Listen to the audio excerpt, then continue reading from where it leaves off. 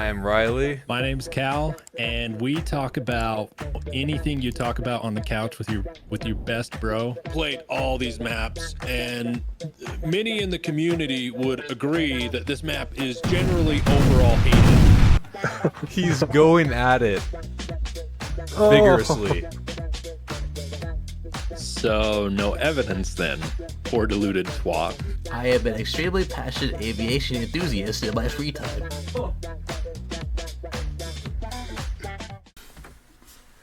Hello, everyone, and welcome to episode number 31 of the Couch Squad podcast. I'm Riley, joined by Cal as always. How are you doing? I am doing much better now. How are you, man? How's the move?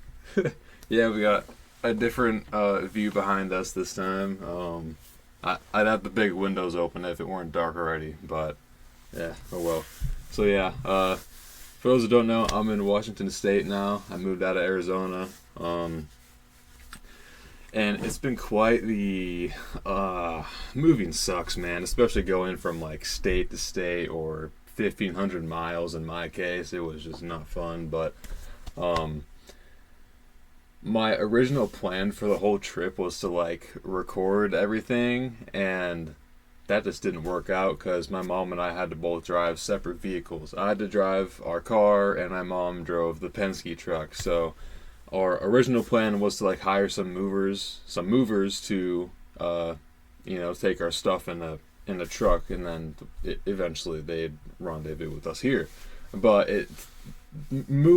having people move stuff for you is like incredibly expensive, and I guess kind of dicey in terms of whether all of your items will be there or not when they arrive. So we didn't end up doing that. So yeah. But if that did happen, I would have loved to like just record everything. But I recorded some stuff and I have some footage. I don't know if I ever post it. Maybe I will in like a short special or something. But no, probably not, because there's just some footage in there that people may not like. So anyway, but yeah. Yeah, it was quite the adventure, especially just kind of getting our feet off the ground, so to say, because before, I'm going to kind of go in depth here because I haven't really talked about this much. First of all, right, it was just me and my mom moving our stuff when we were in Arizona. I've barely made like any friends, I have some like acquaintances and I met some good people, but not like, maybe like one person that I could call like a friend, right? Not someone any closer than that.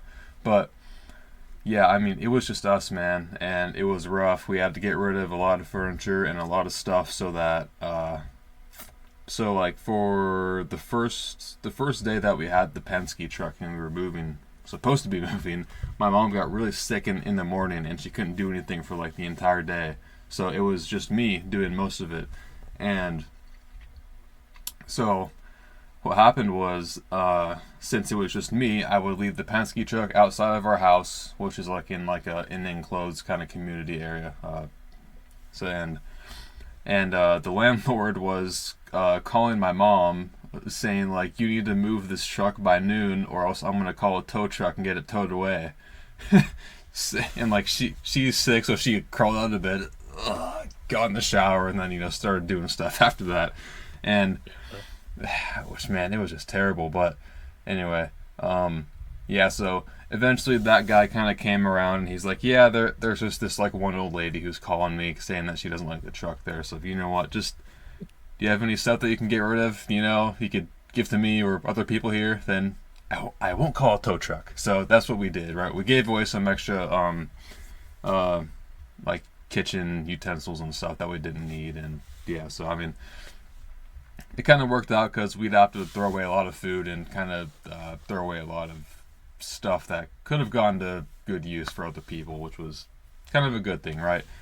But anyway, yeah, so the whole day, it was just, it was a mess, because also we were waiting for the landlord to get back to us on when she would be doing the walkthrough, because we didn't do a first and last month's rent. We had to pay for it with like a deposit, and depending on how placed the clean is, we get our deposit back. Well, I think to this day we still don't know how much we're gonna get back, and this was over a week ago now, and it's yeah. I mean, she wanted like so. I mean, you guys know, you can see it right now. Like I put thumbtacks to hang out my lights, my posters, and everything. Well, she wanted all of the holes plastered over, which we did. And then on top of that, she wanted all of the walls painted and the carpets like vacuumed and like thoroughly cleaned like a company would, which Right. we like vacuumed and did all of like the basic stuff, I guess, but we didn't do any of that. So I don't know. That's probably gonna take off some money there, but oh well. But yeah, one of my the person that I would definitely call a friend came in through at the final hour of the day and helped us out. So that was cool from a so yeah. Beyond that, I mean, yeah, as soon as we came from like Arizona to probably like the very end, the very top of California going into Oregon, the weather was fine. But like all throughout Oregon, and especially going from Oregon into Washington, kind of like in the nighttime, it was awful because it was raining terribly and it was foggy. People were driving like animals. It was dark. It was, man, this that part of it was the worst, I think, in my opinion. But yeah, but we made it here. We're happy we're here. We're happy we did all of that. So yeah. One more thing I will say, it's kind of a little bit of a funny story. So the day that we got the Penske truck, we had dropped it off, parked it at the front of our community, and well, we went to bed, and okay, we're gonna be revitalized and juiced up for tomorrow. So let's get a good night's sleep. At like 1 a.m. we hear this sound outside, and my mom comes running right into my room like, I think someone's trying to break into the truck. And then she runs outside, and it's this guy dragging his couch to the dumpster on like gravel. Yeah. At 1 a.m. in the morning, and that went on for like 15 minutes. He was dragging the whole thing. My mom was like, do you want help with that? I can help. Stop this. It's like, oh, no. I got it. Don't you worry about me. Go back inside now. And yeah, so that was that was pretty funny. But yeah, also in California, of course, we took a wrong turn and had to make a detour, but on this detour, there was a police chase. There was a little Kia Soul being chased by like two cop cars, and we were in like a 4-lane road, 2 lanes for each side, and we're on this side, and then the Kia goes into the opposite lane and does a donut, hits the median there in the tree. The bumper falls off and they drive away, and the cops chase them around the corner. So that was pretty interesting. But yeah, besides all of that, right? All of that, it went pretty smoothly. So yeah. Nice. Yeah, I feel like, so I've only ever actually like moved. I mean, I moved out of my parents' house, so I guess that's technically moving, but I only ever moved once. And I just remember as a kid just like hating it, and I didn't even know why I hated it, and to this day I probably still can't like put my finger on it, other than it just sucks packing up all your stuff and moving. Like, it is the worst. Yeah, I can't imagine moving. And we moved like maybe 2 miles down the road. Like we didn't move that far. Like, I can't imagine packing everything up and just worrying like, well, do we have everything? Because we forget something, we're not coming back for it. Right. Yeah, that seems. Also, I just want to point out that like renting is a scam, and you get scammed on the safety deposit or whatever they call it.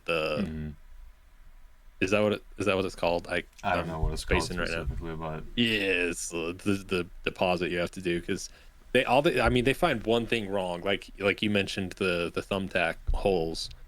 When I was in college, they did inspections, and if anybody put thumbtack holes, they would knock off like X amount of dollars. I think it was like $25 from everybody's deposit that lived like in the apartment. It was harsh. Wow. Yeah, it was crazy. But well, I'm glad everything went good. Yeah. Glad you're all settled in. Yeah. Glad to be back here. I love this weather far more than any hot that I experienced in Arizona. So Yeah, I love the cold. It's funny because where I live, I mean, it probably wasn't quite as bad as where you live, but it still gets really hot where I'm at. I don't know why I still live here, because I'm really jealous of people that actually get snow. Like, I miss snow. So yeah. you have snow up there? Not yet, but we're supposed to get some very soon. So yeah, I haven't seen snow in years. So yeah, I'm gonna enjoy that. Yeah. So what about I mean, not trying to get too personal on the podcast, you know, everybody listening, but so what's your plan? Are you looking for a job? What you got going up there? Oh yeah. I am Just so looking everybody for, knows like what's going on. And Yeah. I am looking for a job right now. I'm kind of in the bush, I guess. It's kind of a smaller town right next to a semi-developing kind of bigger city area, and I mean, there's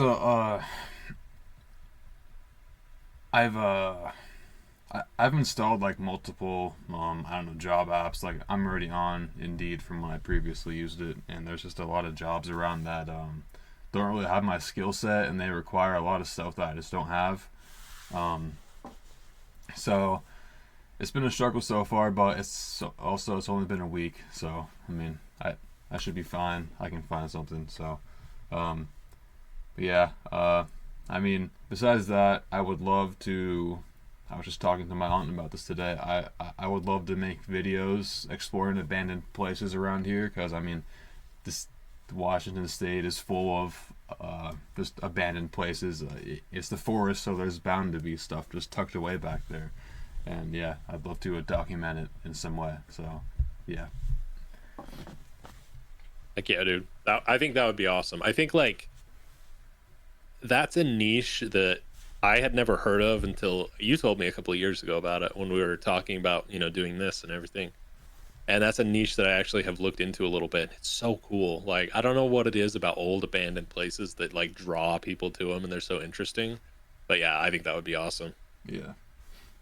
Yeah, definitely. Yeah, that's sweet, dude. Well, yeah, moving is a biatch for sure. But I'm glad you're all settled in and everything went well. Thank you. All right, well, what's going to be our first topic that we return to with? I think we got to lead off with it, man. Just the craziest of things happened on X. I think it was yesterday. So is he officially back? I was trying to. Okay, yeah, I've kind of missed. You can go on his account and everything. Yeah, he's there. I saw where Elon put up the poll asking, you know, basically putting it up to the people of X if they wanted this personality back, and it was overwhelmingly, I think it was like 78 to 812 or whatever it was. I don't remember when I looked at it, but overwhelmingly people want this person back. So ladies and gentlemen, Alex Jones is back on X. And I'm just gonna say I'm here for it. I think I don't know if it was I should probably check before I actually, but I saw people joking about it, and I guess the first tweet he put up was talking about, hang on, I'm trying to stall here because I'm slow at typing. What's his first tweet back up?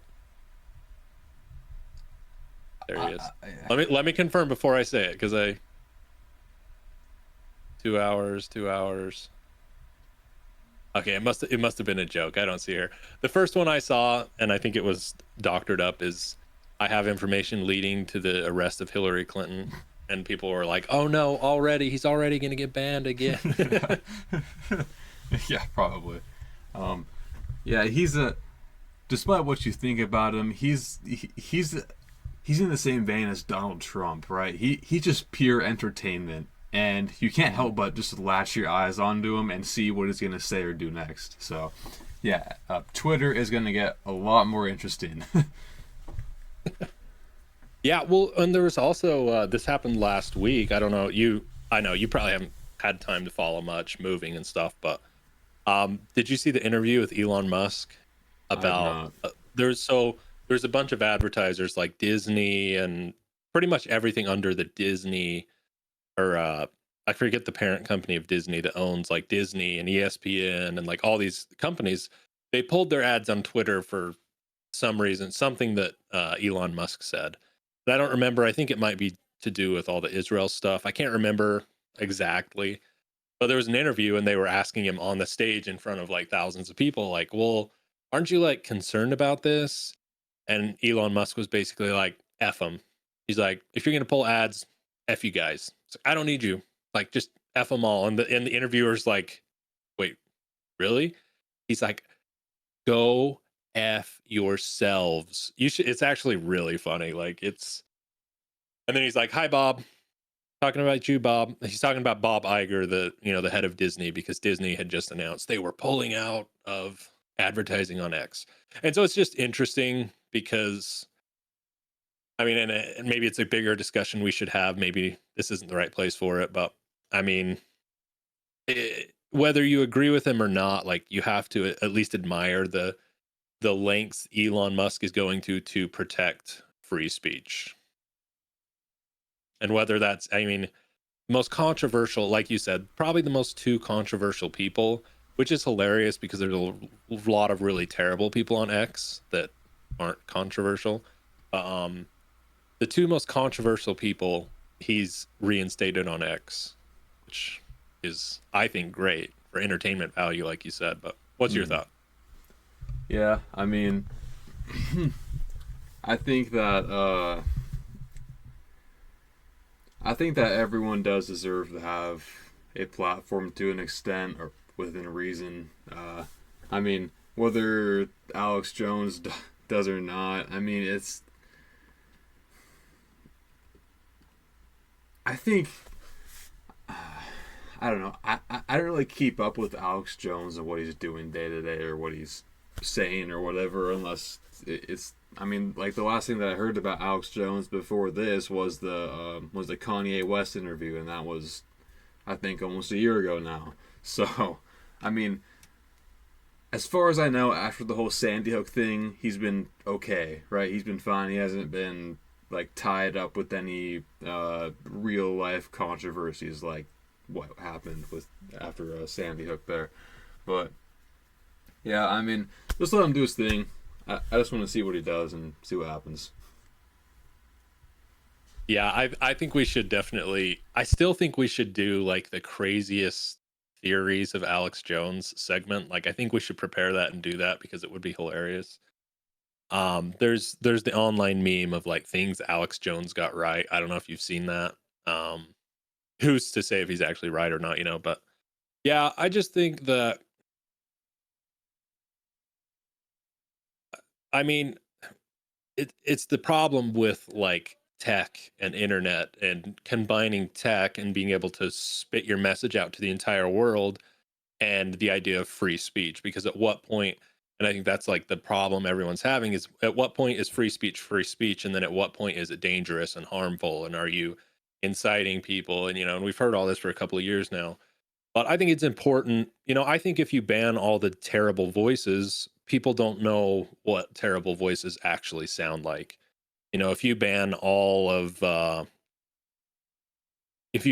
borderline content, or not necessarily content, but all borderline ideas, even talking about them, like how do we discuss them and how do we learn from, the terrible things that happened in Germany 80 years ago or whatever, and I think it's important not to like celebrate them, but to be able to talk about certain things. So I think it's a net positive for the, I shouldn't say humanity, but for the internet to have voices like that, because if you can't see what they're actually saying, if everything's on some other platform or behind a paywall, people don't actually know what they're saying and they just instantly hate like opposing voices, and I don't think that's good for anything. I think it was bad to ban Trump because half the country voted for him, or half or whatever, but I just think it's dangerous to start banning people, especially people with a lot of pull like that, because then it gives credence to what Alex Jones has been saying for so long. Like, oh, see, they're coming after me. They're coming after Alex Jones. I was right. I think it, instead of just laughing at all the crazy stuff he says, people are now like, oh, chalk another one up to the Alex Jones, what he got right chalkboard, But it's interesting. We'll have to we'll monitor it and see how he does. But yeah, definitely. Well, and I saw too, not to take up too much time here on this, but I saw, and I don't know, maybe I should go back and rewatch it, but Alex Jones claims that he didn't actually say what he said. I don't know. It's not really for me to say, I guess, and that was kind of his point, is like, I was instantly taken off of everything because of what I said about Sandy Hook, but I didn't say that. And so I think that's where it's dangerous if they can ban somebody, not to get too Alex Jonesy on the podcast, but if they can ban Alex Jones and Donald Trump, they can ban anybody for any reason. So. Yeah, there's a whole free speech argument that could be had about that, but that would take a while. So. Yeah. All right, so you have the Game Awards on here. I unfortunately missed that, so what do you have about that? Okay, so I'll be honest. This year's Game Awards, I haven't cared about them too much because I feel like most of them have just been kind of like how the boomer generation has tried figuring out the internet for a long time, and they're trying to get in touch with like the gamers and the Twitch people and the YouTube people. That's how I felt about the Game Awards for a long time. Mm-hmm. I felt like they're at least 10 to 15 years of like internet memes and internet culture behind. They were cringy, like the jokes, the people were so cringy, and you'd have to watch it. I don't know her name, but there was one of the people like commentating on the whole thing, and she was cringy, but it was like so cringy it was kind of funny. But this year's Game Awards was actually, I would say, pretty good. I think it's one of the better ones. Like I said, I haven't cared about it for years. It's been going on for 10 years, or I think 9 years, but it's pretty good. Baldur's Gate 3 pretty much just swept the board on all the awards, which I think everybody saw coming. Mm-hmm. Larian Studios, which was a pretty relatively small. I think they're still a big publisher, but they made an amazing game. I think there was only one thing that it didn't take in all the categories it was in, and I feel like that still was like the Game Awards people didn't feel right giving everything to Baldur's Gate 3, because I still think it should have gone to Baldur's Gate 3. I think Alan Wake took it. I think it was like the narrative direction or something. It was some random thing like that. But Game Awards were good. There was a lot that came up. They had this one guy. I'll have to send. You'll have to edit it in. I'll send you a clip of it. But there's this. They had their own orchestra, the Game Awards orchestra, and it was really cool. They would play the music from like Legend of Zelda or whatever game they were talking about. And there's this one clip of this guy, and they call him the flute guy, the Game Awards flute guy. And I have never seen somebody on a woodwind instrument go as hard as this guy goes. Like, he is the whole show. Like, people just were waiting for him to come back on. And at one point he puts his flute down and he gets like a bigger, I don't know what the bigger instrument is, but it's bigger than he is. It's like huge. Mm-hmm. I'll send you the clips, but you can edit in.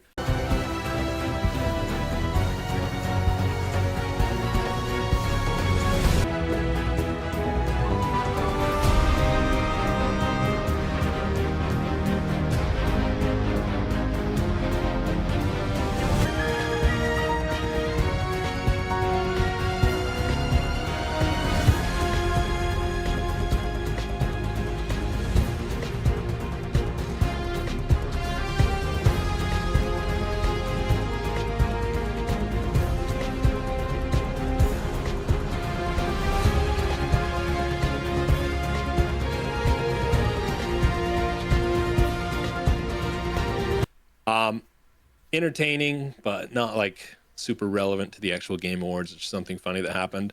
But the big thing I wanted to talk about is the company that made No Man's Sky got back up there, and I think everyone was expecting them to just announce they had a new DLC or whatever, because you've played No Man's Sky, correct? Yeah. Like from what I understand, they've really turned the game around. They've put out a bunch of free content for the game. Like they've added so much in over the last 10 years. What would you agree with that? Yeah, it's definitely one of the best examples of a disaster release turning into a great game. Yeah. I didn't I didn't play it more than like 2 hours, but from when I did play, it's all right. It's fun. So, anyways, the guy, and I don't remember the guy's name, he gets up there and he just starts talking, and then Sean Murray. I was expecting them. What? Sean Murray. That's his name. John Murray. Yeah, that's the name. Sean Murray. I was expecting him to talk about No Man's Sky 2, or or I don't know. But they announced a new game. It's called Light No Fire, and dude, it looks insane. Like it looks too good to be true, almost No Man's Sky too good to be true. And it's like it's scary how good it looked. Mm-hmm. But coming from them, it was the most ironic thing, because I think it was the best trailer that was shown at the Game Awards. They premiere a lot of trailers there for games coming out in the next couple of years. But it was so funny from Sean Murray and his team, who had the most disastrous launch of a game, I think, ever. Like, No Man's Sky bombed hard. Like, it's still known for bombing the hardest out of everything. But they put out this trailer for this game, and it looks so good, dude. Like, it's called Light No Fire. You'll have to watch it after this. Okay. But opinion time. Do you think this is No Man's Sky Part 2? Or do you think they've learned their lesson and not going to put out a crappy game again? Wow. Shouldn't say crappy, but unfinished game. I've already seen a load of Sean Murray memes saying, "Don't promise too much." Then he says all this stuff about how good the game is and how much stuff is in it. But I mean, I hope that they have learned their lesson and they actually do release a full, complete game that works and functions. And I mean, that's why Baldur's Gate 3 won Game of the Year, or one of the reasons. So hopefully, I'm not gonna hold my breath though, because that's just like the industry standard now. And I saw, maybe you could get the exact quote for me, but Cyberpunk actually replied to a tweet talking about that, and they said something along the lines of, "Well, if it's broken, you can just fix it later." Because Cyberpunk also released disastrously, and now it's supposedly a good game, but I'm still not gonna play it. And I think that was the ironic part for me, and like in general, like, oh, and I mean GTA 6, we haven't even talked GTA 6 yet. They just released a trailer. Like, I think modern games are getting too big. Like, I don't think they should announce them until they are ready to release, because I know why they do it. They're hoping to get a bunch of pre-orders as soon as they can and get people hyped for the game and all this stuff. But the problem is, you have the No Man's Sky problem, or the Cyberpunk problem, is like they put those games out at least, if not 2 or 3 years too early. Like Cyberpunk, I think, no, Cyberpunk is at least 2 years, right? Maybe 3. I can't remember when it came out, but it's still like they're releasing these games and they're 3-ish years off of where they should be. Mm-hmm. Yeah, and actually Seriously. Marvel has had the same problem too, where they announce a bunch of stuff and then it's just churned out, and it's not good at all. So Yeah, December 10th, 2020. So yeah, 3 years. Basically 3 years for Cyberpunk. exactly 3 years. Yeah, as recording And so- this. Yeah. And so it, like I said, it was a weird feeling for me, because you would expect them to never put out another game. Sean Murray's company, I can't remember what the actual name of the company is. Hello Games. But Yeah.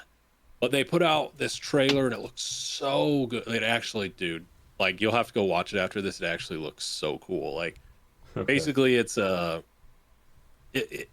think it's procedurally generated, kind of like Minecraft. It's kind of a Minecraft type survival world, Mhm. but it looks really cool. But saying all that, I was obviously telling myself in my head too, like, nope, nope, you cannot get excited about this game for at least 3 years until after it releases. Right. Yeah. And actually, did you see what the Kratos voice actor said Oh, yeah. during this speech? Oh, I was dying, dude. Yeah, and that was another thing. So for those who may not know, the voice actor of Kratos, I can't remember Christopher what his name is. Judge. Doesn't Yeah, Christopher Judge. He in the last year's Game Awards, he gave an 8, I think it was like 8 minutes 7 seconds. He gave for the Game Awards, that's forever. Like that is like 4 times longer than anybody else has gone up there and talked. Well, this year he gets up there and they have him announce the best. I can't remember what it was. I think it was like the best best voice actor of the year. So I can't remember the category. Mhm. But he is up there, and his whole speech was basically a joke about his last year's performance and how it was too long, and they're gonna kick him off and all this stuff. And do you want to say what his actual joke was? So he said, my speech was longer than this year's Call of Duty campaign.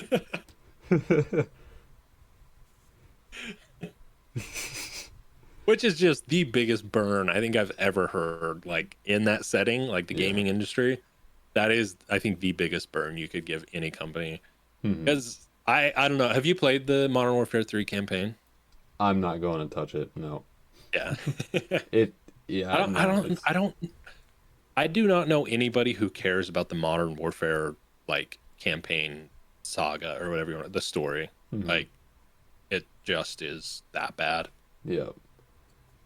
But yeah, and then after that, the Captain Price voice actor threw shots at him. I don't remember what he said, but I know that he tweeted it. But yeah, and then this whole thing on Twitter erupted where Call of Duty developers, past and present, are coming forward saying he shouldn't do that. We had to work crunch time and like just do all these hours to get this game out. And I mean, it's just, man, just delay the game. Come on, But I mean, obviously, it's not up to the developers. It's up to Activision. But still, it's just not something that these developers who are responding to Christopher Judge are being praised for. They're kind of being shat on because of it.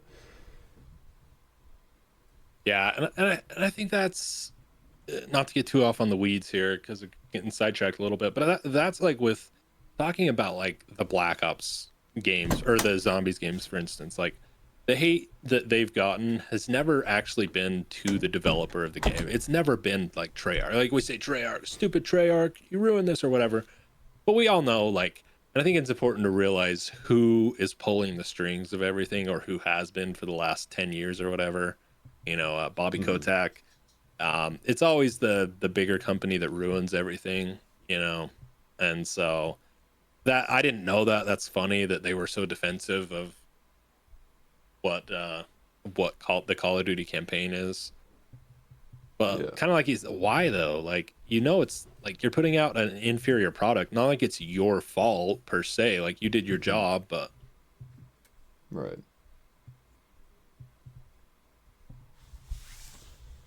they're just, the problem is Activision and Call of Duty are just so far above where gamers actually are that we just don't understand. We don't understand their methods and how important they actually are to gaming. So I think that's the problem. Yeah. Anyways, that was pretty much the Game Awards. Baldur's Gate 3 took everything. John Murray got up there, put out a really elaborate trailer. You'll have to watch it. You'll have to let me know what you think after you watch it. But Okay, I will. trying to think. I don't think anything else really happened. That was about it. So Gotcha.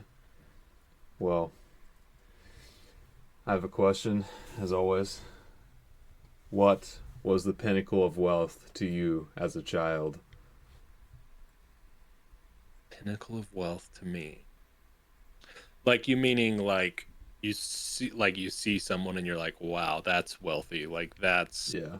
like what? Okay. Um,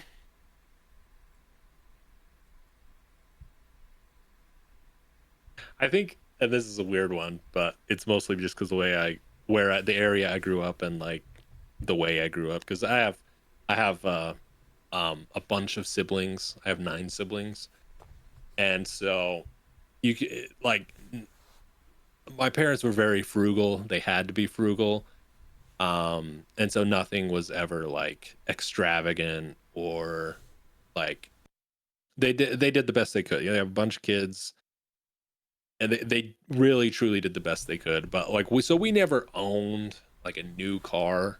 Mm. Like we just drove around these old cars. We basically would get a car, somebody would give us one, or we would find one that was cheap or whatever, and we would drive it into the dirt, like just until it would not move anymore, and then we would find another one. And so I think for me, that was always like you'd see somebody driving a small farming town, so someone with a nice truck is like, oh man, they're like they're making it. They've got a nice truck, which in reality they probably just have a really high payment and they're really in crippling debt and all that. You realize that when you're older, but Yeah. as a kid, like that was like the pinnacle to me, is like somebody that owns like a nice big flashy vehicle or truck or something that's new, because we drove around like the oldest junkiest cars that people just gave to us. So Hmm. I think that's it for me. I mean, I'm not like super materialistic, but that still to me is like, well, they have a really nice brand new car. They must be making a lot of money. Like they're wealthy if they have a nice new car. Hmm. So, what about you? Yeah, I have two things, and they're like stupid kid stuff, but I think that's what makes it funny. So one of them Right. is light up sneakers or Skechers. You would like click your heels or something that they like flashlights and all that. Yeah, I always thought that was like wow. I mean, I did have like one or two pairs of those growing up, but I mean, like some of these kids were just bright, and I'm like, wow, they must be really rich. So there's that, and there's also the book fair also in elementary school. We used to have that, and a friend of mine and I don't think he ever actually was able to buy books, so I'm pretty sure this is why he did this. But I did it too, even though I did buy it. I had no intention of stealing the books, but regardless, this is what we did.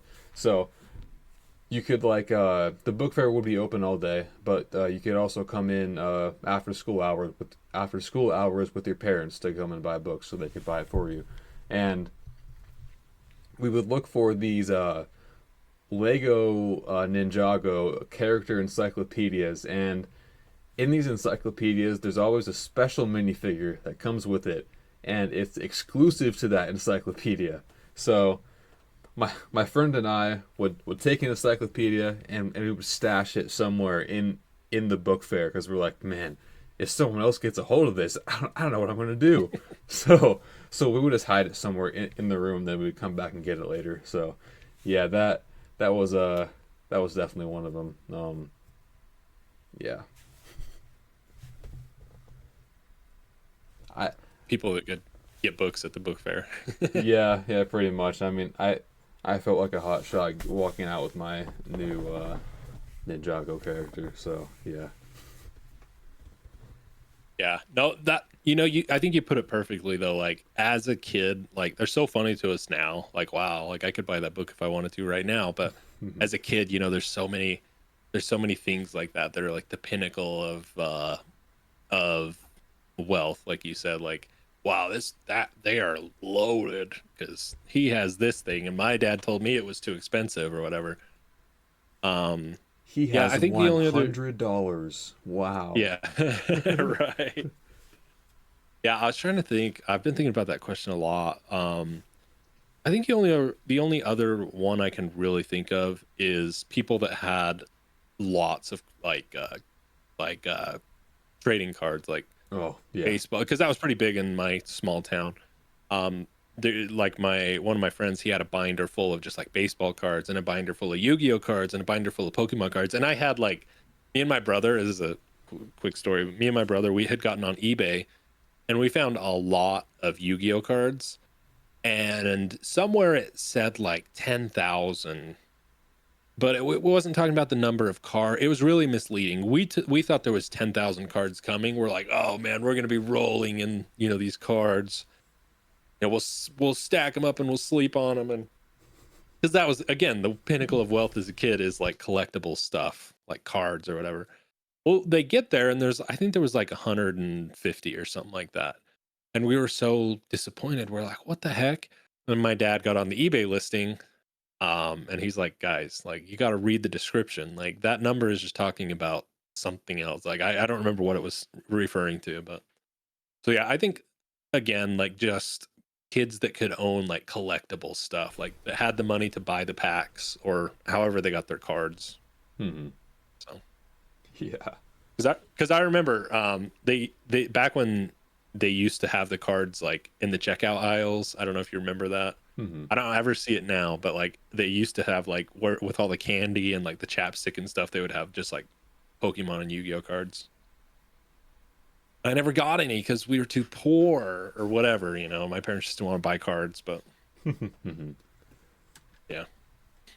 No, well, yeah, that's cool. I mean, it was kind of the opposite for me with Magic the Gathering, except I never quite got into it that much. But yeah, anyway, I didn't know the rules of the game, so I got taken advantage of a lot. But well, speaking of school, before we move on to our last question, what was the subject that you hated? Math. Man, yeah. Without doubt, man. Like I like history. Like I always kind of enjoy like knowing the story behind something. Hmm. I enjoy history. Well, maybe science.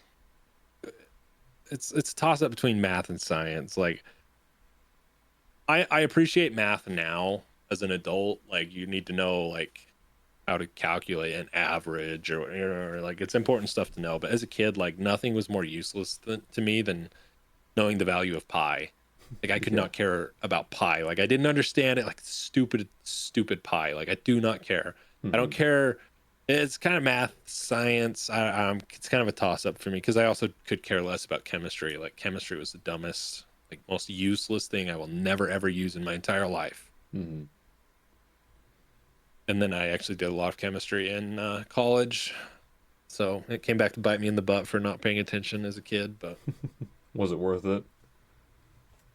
no, I ended up. I mean, a lot of my situation is like I started on a path of pre-med before I met my wife and started having kids and stuff, and then it just got to be too much with where my family was and where I was trying to pursue pre-med because it just takes so much time.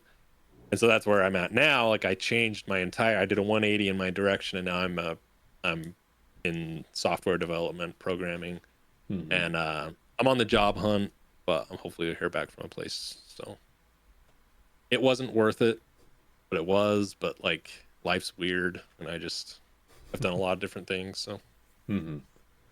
but yeah. What about you? Um, yeah, I mean, I'd have to agree with math. I think that the subject itself was. Here's the thing, right?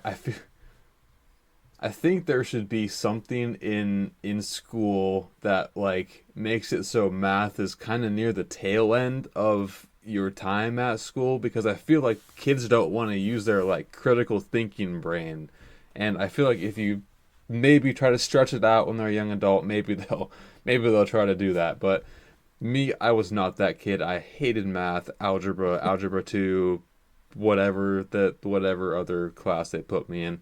Also, science was, oh man, I don't think I got above a C in a single like science or chemistry class in high school. I was so tuned out by then, and the class was just so like, why would I care about what a cell looks like? I'm just gonna, I don't know, have Google do it. I don't want to do this. So yeah, I didn't really care for that. Do I wish I did? No. Maybe a bit of math so I could feel a bit more smarter now, but I mean, so like yeah, the work in like for example algebra, I want to say my second year in high school, 10th grade, I actually had some fun in that class. I had a good group of friends to sit at the table with, and maybe that was part of the problem, but yeah, I mean, yeah, the work itself, I've never been into that. I mean, teachers also play a part, right? Like, I mean, I've had some of the best teachers in math, but I'm just like, dude, I can't do this. This is just not for me. And yeah, I mean, yeah, it's just math has never been for me. It still isn't. I suck at it still when I happen across it.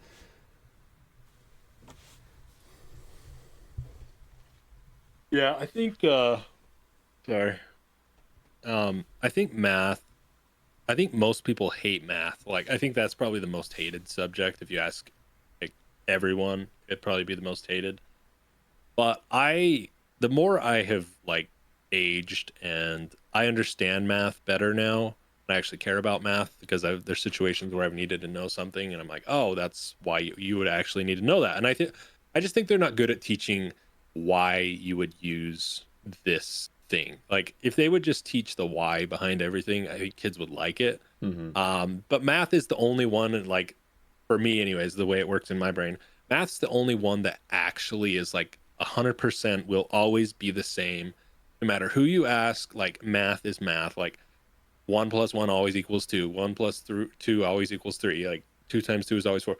And I appreciate that about math now, and this is not really the question you're asking, but I think it's important.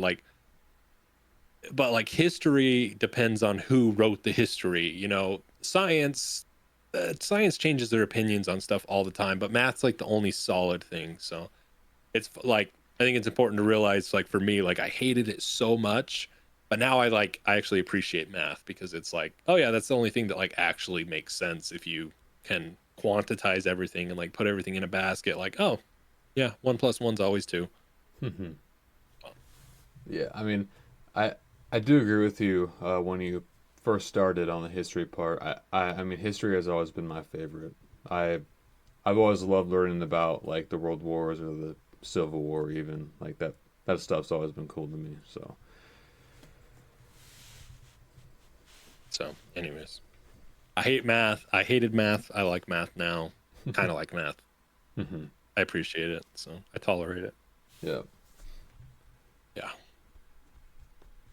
Well, last question of the night. Do you think Christmas is more of a hassle than a holiday? Yes. So, I mean, I see why it's there, right? But for like, as someone, I haven't started reading the Bible quite yet, but as someone who kind of understands Christian values more, I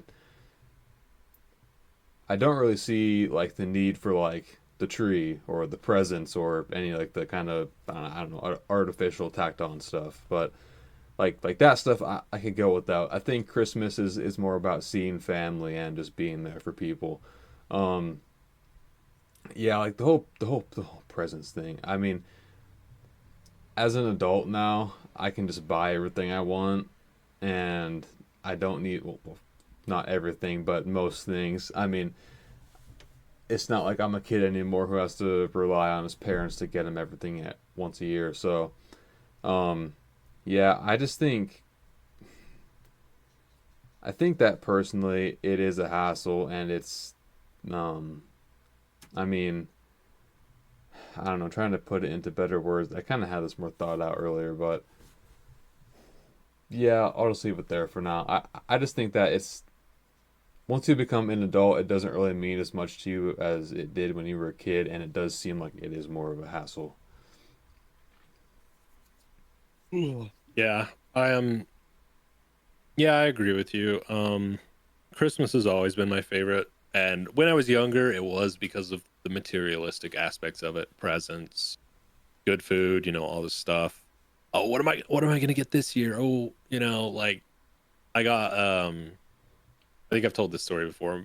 Me and my brother didn't realize because we worked this crappy little part-time job, and we had probably just enough money to buy the original Xbox, and we got the original Xbox and Halo for Christmas one year, and like so just like that feeling is so cool. Like it's such a great feeling to like, wow, like I was not expecting this, but it's so amazing.